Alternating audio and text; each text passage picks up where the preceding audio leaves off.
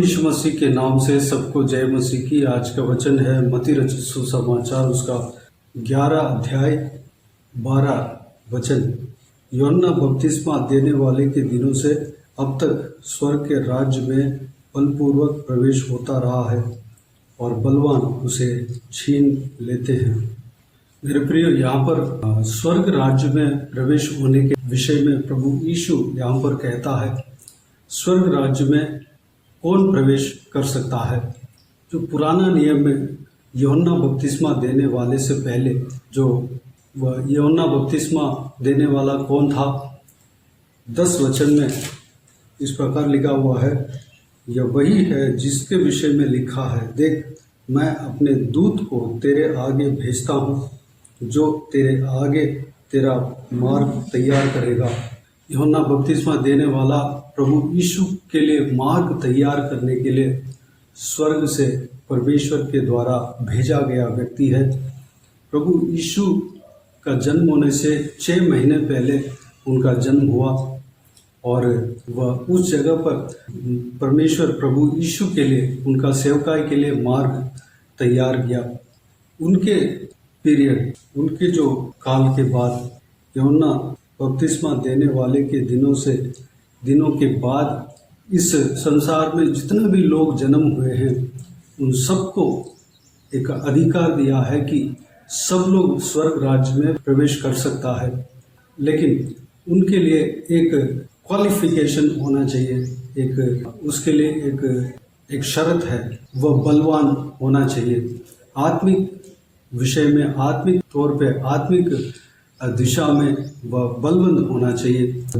जितना बलवंत होगा उतना ही अधिकार के साथ वह स्वर्ग राज्य में प्रवेश कर सकता है। यूहन्ना बपतिस्मा देने वाले से पहले जो इंसान लोग थे उनके विषय में यहाँ पर नहीं कहा, लेकिन यूहन्ना बपतिस्मा देने वाले के दिनों के बाद जो जन्म हुए हैं उनके लिए परमेश्वर अधिकार देते हुए यहाँ पर हम देख सकते हैं।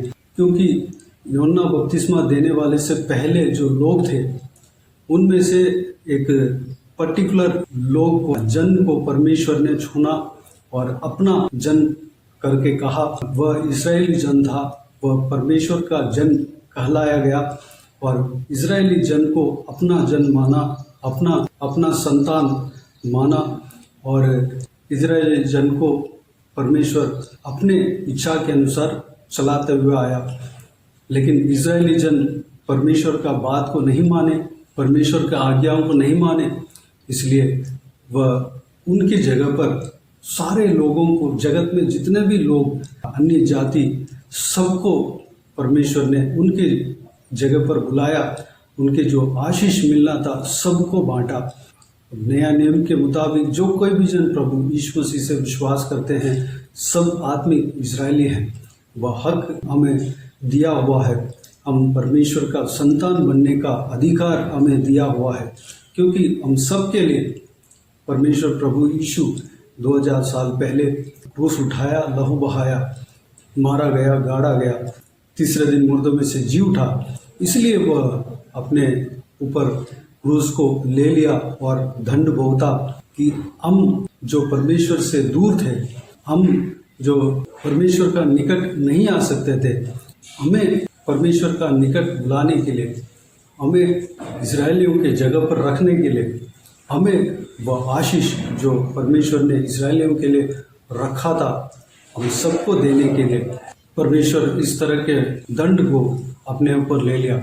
जब परमेश्वर प्रभु यीशु क्रूस पर लटका था, सारे जगत के मानव जाति के पापों को अपने ऊपर उठाकर जब खत्म किया था, जब क्रूस पर लटकते हुए इस तरह कहा कि पूरा हुआ, जब उनका प्राण को परमेश्वर के हाथों में सौंपा, उस समय परमेश्वर का मंदिर का जो यरूशलेम में है उसमें जो बीच वाला पर्दा था वो फट गया, अपने फट गया।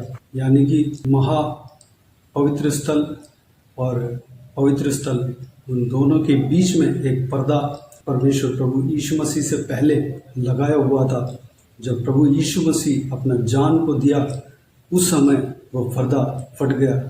इसका मतलब कि परमेश्वर और हमारे बीच में जो पर्दा था वह फट गया। परमेश्वर हमें, प्रभु यीशु हमें परमेश्वर से मेल कराने के लिए अपने आप को क्रूस पर बलिदान दिया। मेरे प्रियो, हमें परमेश्वर प्रभु यीशु का क्रूस का बलिदान के बाद हमें स्वर्ग राज्य में प्रवेश होने का अधिकार मिला हुआ है। उस अधिकार को हमें प्रयोग करना चाहिए, उपयोग करना चाहिए। हमें परमेश्वर के ओर से हमें बुलाहट आया है, परमेश्वर की ओर से हमें न्योता आया है। हमें स्वर्ग राज्य में प्रवेश करना चाहिए। उस बहुमूल्य जगह पर हमें प्रवेश होने के लिए हम अधिकार पाए हुए हैं। अगर हम स्वर्ग में नहीं जाएंगे तो हमें नरक में जाना पड़ेगा। हमें डिसाइड कर लेना है, हम निर्णय लेना है कि हमें कहाँ जाना है। स्वर्ग में आनंद खुशी महान होता है और नरक में रोना, दांत पीसना और कष्ट दुख झेलने पड़ेंगे। मेरे प्रियो, हमें स्वर्ग राज्य में प्रवेश करना है। हमें अधिकार दिया हुआ है, उस अधिकार को हमें प्रयोग करना है। यहाँ पर जो हमने 12 वचन में देखा है, बलवान स्वर्ग राज्य को छीन लेता है। हम बलवान कैसे बने? यहाँ पर शारीरिक बल के विषय में नहीं कहा है, बल्कि आत्मिक बल के विषय में कहा है। आत्मिक बल क्या है? जब हम पवित्र आत्मा से बलवंत होते हैं, आत्मिक जीवन में हम बलवंत होते हैं, पवित्र आत्मा का अभिषेक पाते हैं, आत्मिक जीवन में आगे बढ़ते हैं। परमेश्वर की ओर से जो वरदान सामर्थ्य मिलता है, उस सामर्थ्य को जब हम पाते हैं, हम आत्मिक जीवन में, आत्मिक तौर पे, आत्मिक दिशा में बल पाते हैं। हमें जब हम बल पाते हैं तो हम बलपूर्वक हम स्वर्ग राज्य में प्रवेश कर सकता है। हम उस स्वर्ग राज्य को, उस जगह को हम छीन सकता है, उस जगह पे हम प्रवेश कर सकता है। मेरे प्रियो, हमें आत्मिक दिशा में बलवंत होना है। इस तरह हम आत्मिक दिशा में बलवंत हुए। प्रेरितों के काम उसका 2 अध्याय 1 से लेकर 4 तक जब हम पढ़ेंगे तो वहाँ पर प्रेरितों ने, जो परमेश्वर का चेलों ने परमेश्वर के कहने पे, प्रभु यीशु मसीह के कहने पे यरूशलेम में एक जगह पर घर के ऊपर के एक कमरे में इकट्ठे हुए थे, इकट्ठे मौजूद थे और वह लोग प्रार्थना करने में, परमेश्वर को स्तुति करने में लगे रहे थे। जब वह इकट्ठे थे और प्रार्थना में लगे थे, तब एकाएक आकाश से बड़ी आंधी की सी सनसनाहट का शब्द हुआ और उससे सारा घर जहाँ वे बैठे थे गूंज गया और उन्हें आग की सी जीभें फटती हुई दिखाई दी और उनमें से हर एक पर आग ठहरी।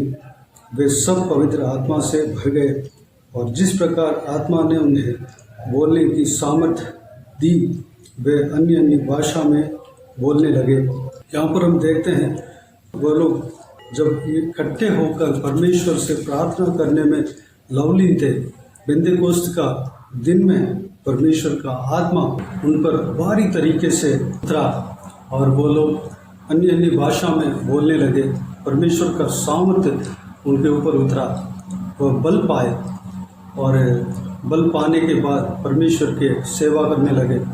मेरे प्रियो, जब हम इकट्ठे होकर या व्यक्तिगत रूप में जब हम परमेश्वर से जुड़े रहते हैं, प्रार्थना में लवलीन रहते हैं, वचन, परमेश्वर का वचन को पढ़ने में हम लवलीन रहते हैं, हम परमेश्वर को स्तुति आराधना करने में हम लगे रहते हैं, परमेश्वर हमें पवित्र आत्मा से भरेगा।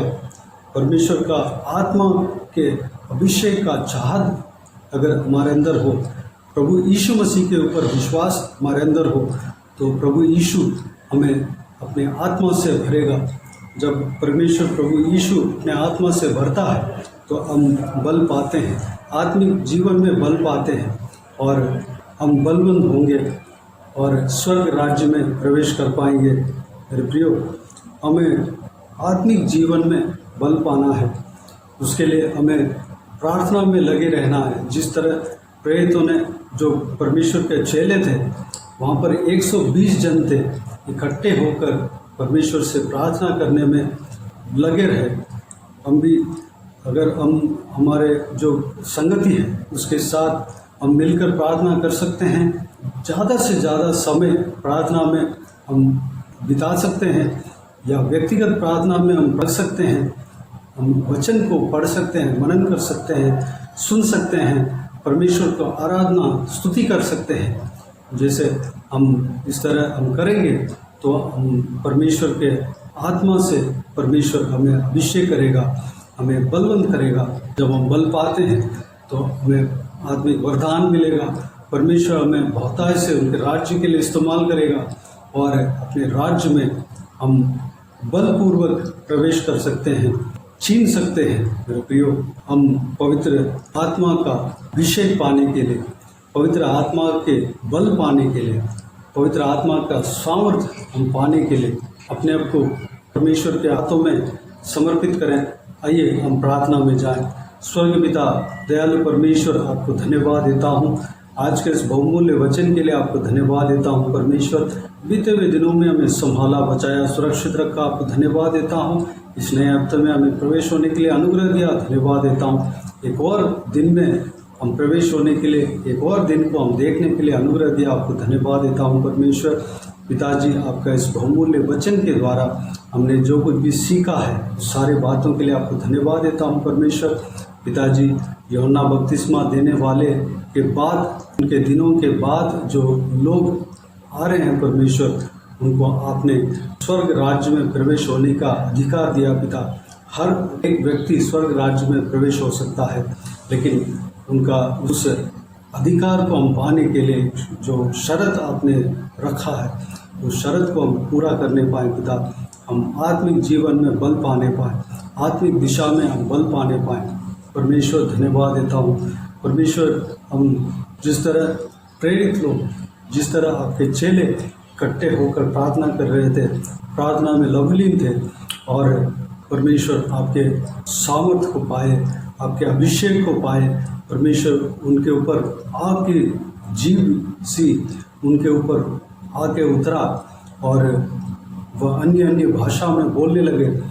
जब परमेश्वर के सामर्थ्य वो लग पाए, उस दिन से, तब से आपका सेवा करने लगे। परमेश्वर बड़े सामर्थ्य के साथ परमेश्वर आपका सेवा करने लगे। आप उन्हें इस्तेमाल करा, स्वर्ग राज्य के लिए इस्तेमाल करा परमेश्वर। हालेलुया। हम भी उसी तरह आपके सामर्थ्य को हम पाने पाएँ परमेश्वर। हम इकट्ठे होकर हम जो आपने जो संगति दिया है, संगति के साथ मिलकर हम प्रार्थना करने पाएँ परमेश्वर। व्यक्तिगत रूप में भी हम प्रार्थना करने पाएँ, आपका वचन को पढ़ने पाएँ, मनन करने पाएँ। हालेलुया। आपका वचन के द्वारा हमें आत्मिक बल मिलता है परमेश्वर। हम आपके स्तुति आराधना करने पाएँ। जब हम स्तुति आराधना करते हैं, आप हमसे प्रसन्न होते हैं परमेश्वर। आप हमारे बीच में उतर आते हैं पिता परमेश्वर। पवित्र आत्मा से हमें भरते हैं परमेश्वर। धन्यवाद देता हूँ। पवित्र आत्मा का सामर्थ्य से हमें भरते हैं, पवित्र आत्मा का वरदानों से हमें भरते हैं, भविष्यवाणी का वरदानों से हमें भरते हैं। धन्यवाद देता हूँ परमेश्वर। हालेलुया। हम परमेश्वर इस तरह की आत्मिक कार्य को हम करने के लिए अनुग्रह देना पिता। हम आत्मिक जीवन में बल पाने पाएँ परमेश्वर। इस वीडियो को देखने वालों में से हर एक जन के ऊपर पवित्र आत्मा का अभिषेक उतरने पाए, आत्मिक वरदान से भरना, आत्मिक वरदान हर एक जन को देना परमेश्वर। आप जैसे आपकी इच्छा है, जैसे आप चाहते हैं, कौन सा वरदान परमेश्वर किसको देना है आप जानते हैं परमेश्वर। हर एक जन को जैसे आप चाहते हैं वो वरदान में देना पिता। धन्यवाद देता हूँ। हालेलुया। 9 वरदान है परमेश्वर। 9 में से कौन कौन सी वरदान किसको देना है वह बांटना परमेश्वर। धन्यवाद देता हूँ पिता, क्योंकि अपनी इच्छाओं के अनुसार, अपनी इच्छा के अनुसार आप बांट देते हैं पिता। हाले हम सबको बांटना, हमें बहुतायत से इस्तेमाल करना परमेश्वर। हमें आत्मिक जीवन में बलवंत करेंगे। धन्यवाद देता हूँ। हम स्वर्ग राज्य में प्रवेश होने पाए पिता, हम छीन लेने पाए परमेश्वर। बलवान होकर स्वर्ग राज्य को हम छीन लेने पाए पिता। धन्यवाद देता हूँ। बलपूर्वक हम प्रवेश करने पाए, अनुग्रह देना पिता। उस अधिकार हमें दिया है, आपको धन्यवाद देता हूँ। उसके लिए ही आप 2000 साल पहले क्रूस पर मारा गया, गाड़ा गया, तीसरे दिन मुर्दे से जी उठा कर पिता धन्यवाद देता हूँ परमेश्वर।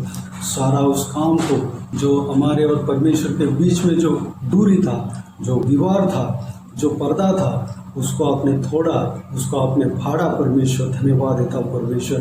पिताजी, हमें परमेश्वर से मेल कराने के लिए आप अपना लहू बहाया, आप अपना जान क्रूस पर दिया पिता। धन्यवाद देता हूँ आपको। हम धन्यवाद देते रहने पाए, आपको महिमा करते रहने पाए, आपका स्तुति आराधना करते रहने पाए परमेश्वर, आपके सेवा करने पाए पिता। अनुग्रह देना पिता। सारा व्यूअर्स को इसी तरह आशीष देना, संभालना परमेश्वर। जो कोई भी जन जो कुछ भी काम करने जा रहे हैं आज के दिन में, सारा कामों में सफलता देना। हर एक के ऊपर आपके हाथ हमेशा बने रहने पाए। सबको प्रार्थना का अभिषेक से भरना परमेश्वर, संभालना। किसी को भी कोई भी कमी घटी ना होने देना, भरपूर आशीष देना पिता। बच्चों को सुरक्षित रखना, महिलाओं को सुरक्षित रखना, बुराई से बचाना, दुष्ट लोगों से बचाना, सुरक्षित रखना पिता। आपके दास दासियों को सुरक्षित रखना, आपके लहू से छिपाना परमेश्वर। धन्यवाद देता हूँ पिता। जो कोई भी जन बीमार है ना, आपके हाथों में सौंपते हैं पिता, उन्हें छूना, चंगा करना पिता। धन्यवाद। बाकी सारे बातों को आपके हाथों में सौंपते हैं प्रभु यीशु मसीह के नाम से। सारा बीमारी जाते रहने पाए प्रभु यीशु मसीह के नाम से, चंगा पाने पाए।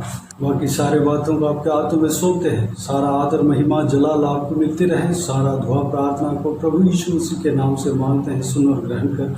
आमीन आमीन। प्रभु यीशु मसीह के नाम से प्रभु यीशु मसीह का आशीष और अनुग्रह हम सभी के ऊपर बने रहें। आमीन आमीन।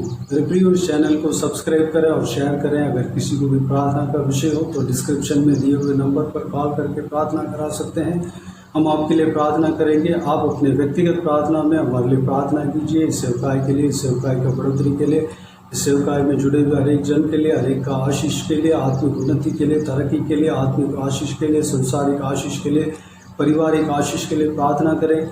इस सेवकाई में और लोग जुड़ने पाएँ और आशीष पाने पाएँ।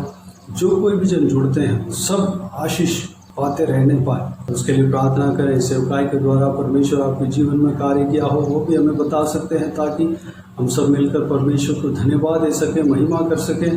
प्रभु यीशु आप सबको आशीष दे। आमीन आमीन।